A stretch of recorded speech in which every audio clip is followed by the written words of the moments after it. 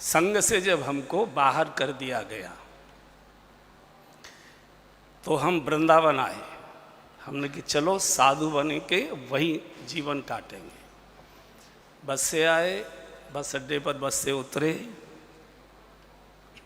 और एक रिक्शा किया हमने, चलो भाई जरा बिहारी जी तक चलो। तो लेके 2-2.5 रुपये में रिक्शा हो जाता तो उससे बहुत सस्ता था। तो हमने पूछा भैया कहाँ के हो? बोले जी मैं बुंदेलखंड का हूँ, झांसी के पास मेरा गांव है। हमने कहा ये तुम रिक्शा चला रहे हो, कितने रुपए कमा लेते हो? बोले 30-35 रुपये कमा लेते हैं, 6 रुपये जो रिक्शे का मालिक है उसका किराया देते हैं, बाकी में हमारा गुजारा चल जाता है, घर को भेज देते हैं। तो हमने मन में सोचा इतने 35 में तो हम राजा हो जाएंगे। तो हमने कहा तुम हमको उस दुकान पर ले चलोगे जहाँ से तुम रिक्शा किराए पर लेते हो? बोले हाँ चलो। तो जो बस अड्डा है उसके बाहर दुकानें थी रिक्शे वालों की, तो वहाँ ले गया वो। तो हमने पूछा भाई रिक्शा कितने में दोगे? बोले 8 रुपये रोज। हमने कहा ये तो 6 रुपये बता रहा है। बोले ये बहुत पुराना है।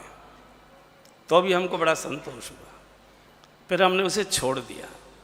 फिर हम आश्रम आए तो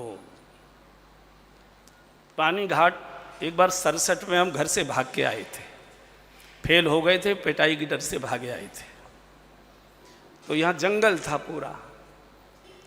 तो उस समय भी शास्त्री जी थे और ऐसे ही थे जैसे आज हैं।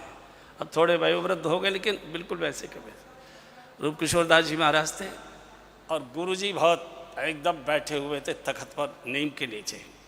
हमने जाकर प्रणाम किया। बालक तो थे ही, 67 में कोई बड़ी वो नहीं थी। तो हमने कहा हम यहीं रहेंगे, आपके चरणों में रहेंगे। ठीक है रूप किशोर, इसको एक टाट दे दे। उस समय कोई और तो चटाई बटाई तो होती नहीं थी, तो टाट थी, रहे। तो मुझे वो स्थान याद था। तो रिक्शे को छोड़कर फिर बाढ़ में ये बह गया होगा, फिर चैन बिहारी कुंज निर्मित हुआ, वो मिला।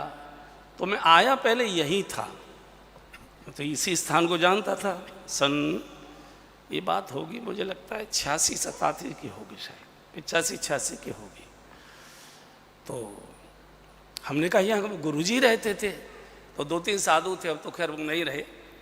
तो बोले वो वहाँ रहते हैं चैन बिहारी में, तुम यहीं आराम करो और हम 4 बजे चलते जाएंगे वहाँ, तो हमारे साथ चलना। हम पहुँचे, प्रणाम आदि किया। तो शास्त्री जी को हमने पहचान लिया। हमने शास्त्री जी से पूछा कि शास्त्री जी रामायण याद करने का क्या तरीका है? देखिए कैसे कृपा होती है। कहते हैं ना स्वाति नक्षत्र में अगर बूंद गिरती है तो वो मोती बन जाती है, ऐसा आता है ना वर्णन।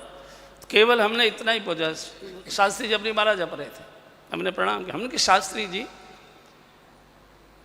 रामायण याद करने का क्या तरीका है? बोले 108 पाठ कर लो बस।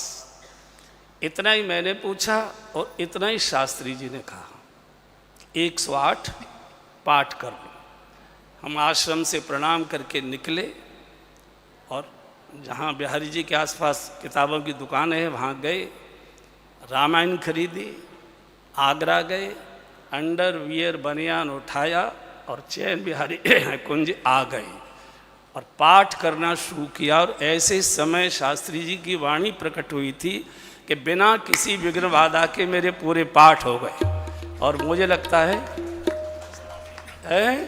सन 84 की घटना है। हाँ, सन 84 की घटना है। और बस तब से कथा में, और आप देखिए गुरुजी सारे देश और दुनिया में उड़ा रहे हैं।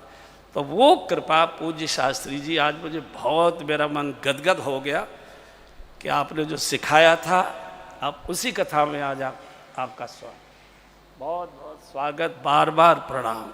तो कैसे घटना घटित होती है, जीवन कैसे बदलता है। अब तो हम कौशल जी महाराज जाने जाते हैं, बड़े विश्व प्रसिद्ध हैं कि देश प्रसिद्ध हैं कि ये है और वो है, ये मालूम नहीं हम रिक्शा चलाने से राम कथावाचक बने हैं। हम तो रिक्शा ही चलाते नहीं तो और कुछ होना आना नहीं था। घर में तो ठिकाना नहीं था, चूंकि फेल हुए तो मार पड़ती, संग से निकाल दिए गए तो कहाँ करें, तो गुरु जी के चरणों में आ गए और भगवान ही ले आए और कोई नहीं लाया। ये भी घटना है, ये भी घटना है। गुरु जी के चरणों में हमको 67 में भगवान ही लेकर आए। एक बार हम 67 में आए थे जब भाग के, तो कहाँ जाएं, बड़ी मुश्किल ठोकर खाते खाते हम पहुँचे सुदामा कुटी। किसी साधु से हमने पूछा, 2-3 दिन के भूखे थे, बोले बाबा यहाँ कहीं रोटी बटती है, बोले चला जा सुदामा कुटी। तो सुदामा कुटी में कोई रोक टोक नहीं थी, आज भी शायद नहीं है, वहाँ की ये परंपरा है, कोई भी बैठे उसको प्रसाद मिलता है। तो पूज्य सुदामा दास जी थे, उन्होंने देख दिया कोमल सा बालक है, गोरा गोरा, और चेहरा लाल लाल, इसका जून का महीना था। तो बोला बेटे यहाँ बैठ तू। तो पहले तो वो सत्तू लाए, बोला तू भूखा होगा, मैंने कि हाँ। तो सत्तू लाए।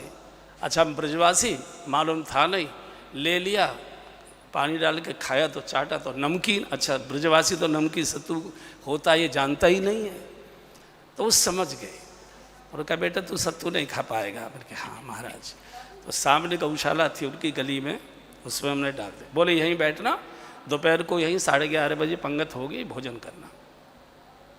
भोजन किया, लेकिन मुझे वहाँ मेरा मन नहीं लगा। वो साधु, बहुत बड़ी भीड़ थी वहाँ साधुओं की।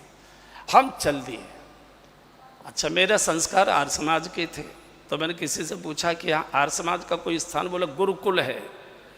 गुरुकुल वहाँ से मुझे लगता है कई किलोमीटर, जून का महीना, नंगे पैर, चिलचिलाती दोपहरी, चलते चलते गुरुकुल में आ गए। तो गुरुकुल बंद था, उसका गेट खुला हुआ था, जो मेन ऐसा बड़ा गेट होता है। एक तख्त पड़ा था, मैं बैठा लेटा, मुझे नींद आ गई, थका तो था ही। तो जब मेरी आंख खुली तो एक व्यक्ति मेरे तख्त पर एक कोने पर बैठा। उसने कुछ नहीं पूछा, कौन है, कहाँ से आया, साधु ने आया है, मैंने कहा हाँ चल मेरे साथ, बस इतना ही उसने बोला और मैं चल दिया। मैंने ये भी नहीं सोचा कहाँ ले जा रहा है क्या है। और वहाँ से उस समय बेरियों के जंगल और अमरूदों के बाग बहुत थे, पूरे के पूरे, उसमें से लिए चला जा रहा। न मुझे डर लगा, न कोई मेरे ऊपर असर हुआ। आए गुरु जी बैठे थे सामने, संध्या के डोल डाल के लिए जाने की तैयारी थी। बोले जा, यही गुरु जी हैं, इन्हीं के चरणों में रहे, मैं भी कराऊंगा। और इतना कह के वो लौट गया, किधर गया हमको मालूम नहीं। बस ये लीला हो, आज तक वो मिला नहीं। तो साक्षात भगवान ही हमको गुरु जी के पास लेकर आए थे, कोई दूसरा मनुष्य था। शास्त्री जी की बड़ी कृपा, बड़ी लीला हुई। अब तो चलो उड़ रहे हैं दुनिया में, लेकिन एक कृपा की ही सीढ़ी चढ़ाई गई है और कोई कारण नहीं। शास्त्री जी इतने अस्वस्थ अवस्था में भी आशीर्वाद देने में बहुत गदगद, बहुत आनंदित, बहुत प्रसन्न।